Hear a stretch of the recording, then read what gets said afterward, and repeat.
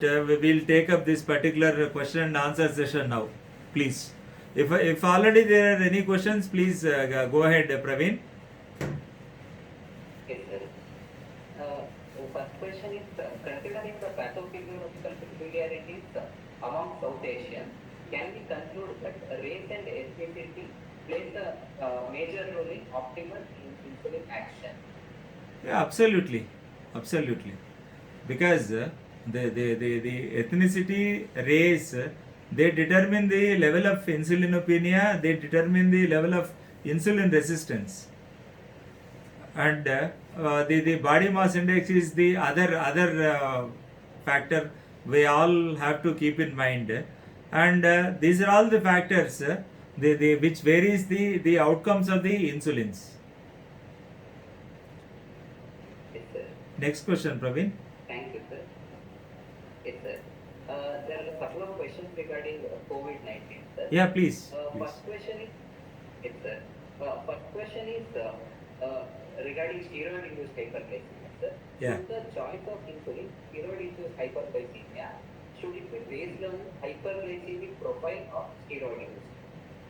Yeah, it should be. It should be if at all it is steroid-induced hyperglycemia, it should be based on the blood sugar levels.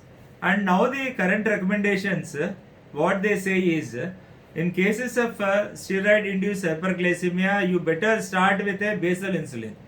That is the latest the recommendation that has popped up just a week ago, is to tackle that particular the COVID pandemic, whatever it may be, the stress induced the hyperglycemia the induced by the corticosteroids must first be tackled by the basal insulin. If that fails, the maximum dose of basal insulin, even like okay, you take our insulin degludec, the 40 units of insulin degludec is not able to control this particular the steroid induced hyperglycemia.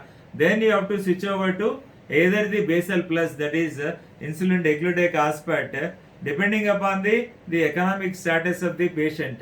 And by and large, the insulin stays the main therapy, whether it is a basal insulin or a basal plus or a basal bolus or a biphasic premixed, whether it is human insulins or the analogs, the insulin is the mainstay of therapy in corticosteroid induced hyperglycemia. Yes, sir. Thank you, sir. Thank you for that insight, sir. So You're the most next question welcome. again is related to steroid-induced hyperglycemia. Yeah. How to manage steroid-induced hyperglycemia during the post-discharge period? Acha. So once the inpatient treatment is over and we are discharging the patient, and what advice we give for those patients, whether the steroid is continued or not, maybe that is the question, right? Yes, sir. Like more of management of hyperglycemia in the post-discharge period, sir, like for patient who Yeah, post discharge, you can switch over to the oral agents, but once a day basal insulin must be added to be on the safer side in the post discharge. If the patient is stable and not on steroids, you better have a insulin cover at least for 30 days after the discharge with a basal insulin, and you can try the existing OADs what the patient was on before admission. That is the answer for that particular question, Praveen. Yes, sir. Thank you, sir. Thank you for the answer, sir. The next question is, sir, can you please let us know, is there any guidelines for management of steroid-induced hyperglycemia pregnancy? The next question, sir. Pregnancy. Yes, sir. Pregnancy, we generally will not go for corticosteroids unless otherwise it is a dead end indication, like the serious the severe COVID-19, until unless otherwise we'll never give steroids to a pregnant lady, whatever be the condition, other than the severe COVID, that is the level 3 COVID pandemic. and the patient contracts with a severe COVID-19 infection and she gets admitted with the utmost safety. There are no recommendations, but by and large, insulin is the drug of option. Like any other population, insulin must be advised. And once again mind you, please do not give insulin degludec to that particular patient because insulin degludec is not advised for the patients, not the patients. Because pregnancy is not a disease; it's a physiological condition. We are not supposed to give degludec to this particular pregnant woman.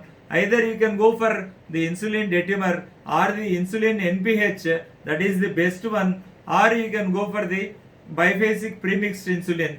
You can do all these things, Praveen. Yes, sir. Thank you, sir. Thank you for the insight, sir. So the next question is there any difference in approach to management of hyperglycemia in a COVID patient?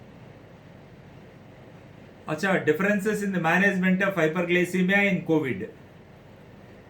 Yes, sir. Yeah, it always differs. See, every patient is not I always say one size doesn't fit all, Praveen. So it all depends upon the severity of the COVID disease actually, whether it is mild or moderate or severe, whether the patient needs hospitalization or not, whether the patient needs even the hospitalization, whether he needs to be put up in an ICU setup or not, whether he is to be on oxygen or the ventilation. These are all the different factors which differ from patient to patient. And the level of hyperglycemia is the one that is going to determine. And by and large, we just stop all the drugs once the patient is hospitalized, whatsoever be the reason, not only the COVID pandemic, any emergency for any type 2 diabetes patient, like maybe a diabetic foot infection or the acute emergencies like the diabetic ketoacidosis or the HHS, that is hyperglycemic hyperosmolar syndrome, whatever it may be, even the acute cases like a simple malarial fever, a simple enteric fever, an infective hepatitis, and any reason the patient is run down with this particular even the ARDS or the myocardial infarction, the patient gets admitted. It's a dictum that we are supposed to stop all the drugs including metformin for the fear of lactic acidosis when the patient is in hypoxia especially. So we stop all the drugs and by and large we keep the patient on only insulin. And what type of insulin depends on the type of the condition and whether the patient is in acute DKA. So we prefer only the regular insulin or the short acting insulin. Either one is able to maintain the insulin drip infusion, one can manage. If you cannot manage that with a tricannula and all, you are not able to do that, you can as well go for this the subcutaneous regular shots, the correction of the fluids, the correction of the hyperglycemia with insulin, and the NS is the only option, and the correction of electrolytes. Most of the times you find this particular hypokalemia, you have to replace the potassium chloride KCl. So it depends whether the patient has to be given the regular insulin alone like DKA or the basal plus insulin or the basal the bolus insulin or the biphasic premix insulin. It depends from person to person and the condition to condition it varies, and from based on the economic factors also we have to decide which is the best suitable insulin for that particular patient, Brian. Affordable and non-affordable patients, they are divided into two categories, and acute illness and the reasonably good stable condition. These are all the differences, the socio-economic cultural variations which determine the selection of the insulin, Praveen. But as a mandate, insulin is the drug of choice. Nothing else other than that. Not even metformin, please. Yes, sir. Thank you, sir. Thank you for that answer, sir. Next couple of questions I'd like to ask from my end, sir. Yeah, please, Praveen. Yes, sir. Again, when we are right time to start, like because you explained that by the time of that, the maximum 50% of the insulin would be, sorry, the beta cells would have launched. Yeah. Yes, sir. So when would it be the right time to begin the conversation that you need insulin for a patient, sir? Yeah, absolutely. It's a wonderful question. And what all the clinicians who are dealing with the treatment of diabetes are related to. And see, there are two schools of thought. According to the legendary personality Ralph Anthony DiFranco, he says diabetes he characterizes into a mild type 2 diabetes and a severe type 2 diabetes, and he says that the mild type 2 diabetes will have 50% functioning beta cell mass at the time of diagnosis, and a case of severe type 2 diabetes will have 80% of damage, that is only leftover mass is only 20%. So in a mild case, so you can try with OHA where there is, you think that the blood sugars are not terribly high, like 400 or 500, there is no second thought. You have to start with insulin. And where you think that the disease is mild, the newly detected patient, suppose I tell you the fasting plasma glucose is somewhere around 150, 160, and the post lunch is 210, 220. That is, you can treat it as a mild diabetes with, you can expect that, okay, you cannot go for the HOMA IR or the HOMA B for all the patients. It is more on the research side only we do that. And this symptomatology and the A1C will clinch us. If the A1C is above or around 9%, it is high time you have to start insulin. If it is less than 9%, what I said is you can try with drugs like metformin to start with, unless otherwise it is contraindicated. And you can add on this particular DPP4 inhibitors according to this verified trial, which increases the longevity of the and the sustainability of the metformin to a tune of 5 to 6 years. If it is used along with the specific vildagliptin as the verified trial, we have got lot of robust data on the verified trial. So you can add that. And suppose the patient has got the high, very high blood sugars, and you have to straight away start this particular insulin.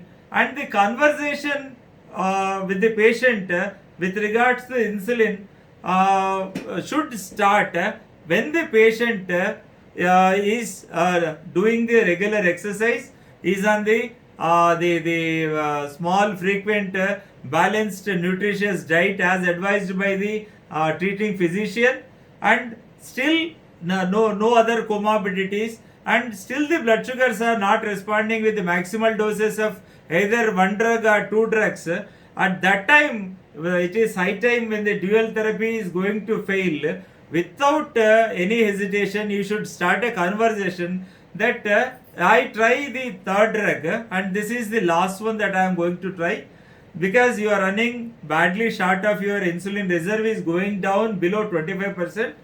If this particular triple drug is going to help you, will not think about insulin. If this doesn't work out, we may have to think about insulin. That's how you have to start the conversation with the patient. And never, I always tell the my fellow colleagues, never use insulin as a threat. Don't say you have to be on insulin. If you don't walk, I'll put you on insulin. If you don't stop eating sweets, I'll put you on insulin. You cannot use insulin as a threat.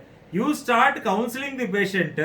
That's what I tell is, like, you translate the research into the colloquial language and go down to the level of that patient, and you pick him up to your level with your colloquial language only. Don't use the technical terms, Praveen.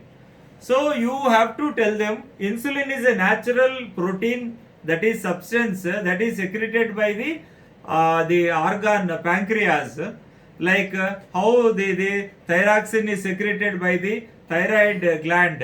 That is how when it is not being produced sufficiently, we call it hypothyroidism. On the contrary, the respectively hyperthyroidism. When it is running short, when this particular suppose I counsel in this way in the entire field of endocrinology, like take any disease like pituitary, adrenals, you take this growth hormone, you take this particular the thyroid, there is only replacement therapy, nothing else other than that. If there is no growth hormone, you give only growth hormone. If there is no thyroxine, you give only LT4. You give only levothyroxine. If there is shortage of testosterone, you don't give anything other than testosterone, Praveen. So this is how you have to explain. And the only exception in the field of endocrinology is the metabolic disorder, the diabetes, which has got the multiple mechanisms of action and multiple drugs to counter that particular the ominous octet, again postulated by my teacher Ralph Anthony DiFranco, the ominous octet, the multiple the 8 pathophysiological markers of this particular type 2 diabetes. Not only this particular the like replacement therapy, it has got the insulin resistance as well as the insulinopenia, and so these are all the factors that determine. So this is how you have to counsel the patient and motivate the patient towards insulin. This is a natural substance. Actually, we are supposed to give you insulin only, but there are some other drugs for diabetes, unlike hypothyroidism, unlike the growth hormone, unlike the other the sex hormones. So this is an exception. So we try with all means, with if you exercise well, if you have a small frequent meal, if you can reduce your weight, if you can stop smoking, if you can stop alcohol, we may try with the drugs. And if the time comes, that is called the pancreatic bankruptcy. That is, I always tell my patients, it's something like insolvency petition, IP. When the client files a suit of insolvency petition, nobody can do anything. He doesn't need to pay off his debts. Court will take care of his this thing, the property and the assets and the debts and all. So likewise, we have a state of insolvency petition which is called the pancreatic bankruptcy, where there is no functioning beta cell mass, where the patient has to be on a natural insulin. What is lacking behind in the body, what is lacking, you need to supply it from outside. Suppose you don't cook food in the house today, you don't starve, I think. Everybody will get food from outside and they eat. That is how the best example. Your pancreas is not working, or your pancreas is being exhausted actually. So you want to give rest to the pancreas. So then comes the early initiation of insulin therapy. The hypothesis postulated by Jeroen Novo Nordisk company, which has changed the entire the scenario, that is almost a paradigm shift.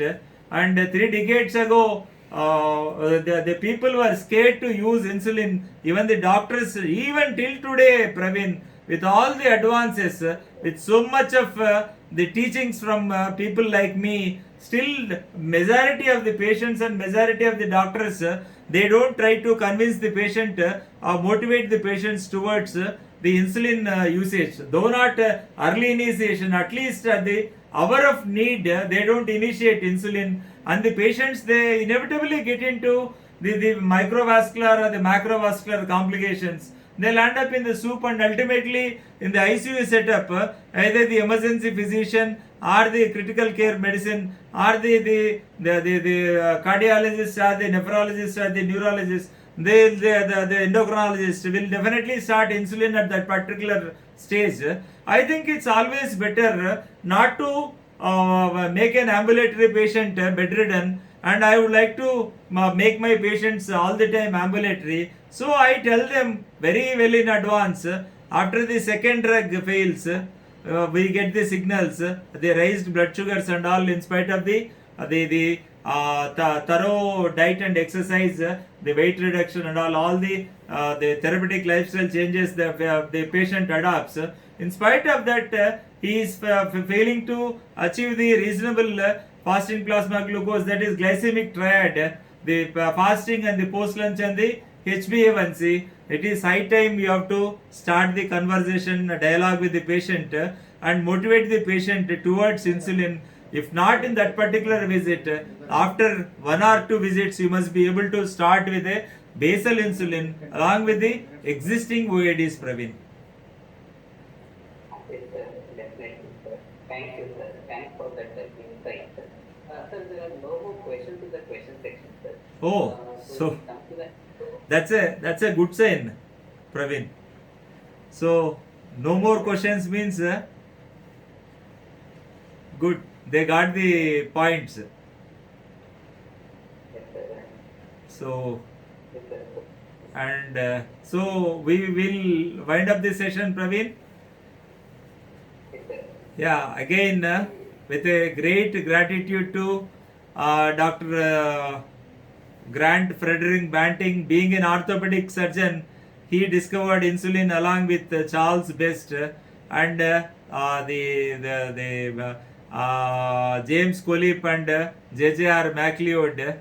The centenary celebrations of insulin with the greatest enthusiasm. See, now we are in exactly 2021.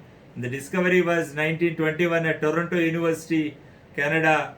So, with that, I conclude my session, and thanks to Dr. Praveen for nice moderation, and thanks to Novanadis people for giving me this opportunity to be the speaker of this evening.